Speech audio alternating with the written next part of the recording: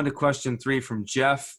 Hey, Curtis, we just transplanted 30 or so pak choi seedlings a few weeks ago.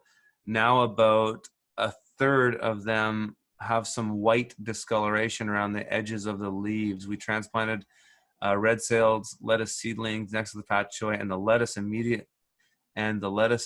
next to the pak choi are showing it too. Any suggestions on what to do about it?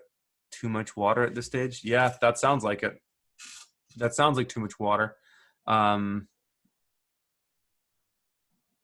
just thinking what else it might be. I mean, I've seen that in the past, and I saw that even in this early July and late June when we had all that rain, and I had a similar thing happen. So I've noticed it with pak choi too. It's a discoloration. It's almost like the pigment just disappeared, and then it's not like it's a rotted part of the leaf. It's just a discoloration.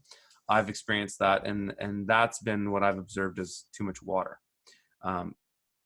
Who knows for sure? It's hard for me to tell just from a body of text and not being there and seeing anything, but that's what it sounds like to me. So I think your assumptions are correct.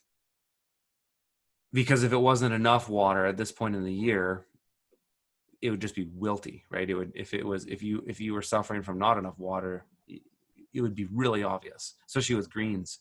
They'll just kind of droop over and look pathetic when they don't get enough water. So I bet you that's what it is.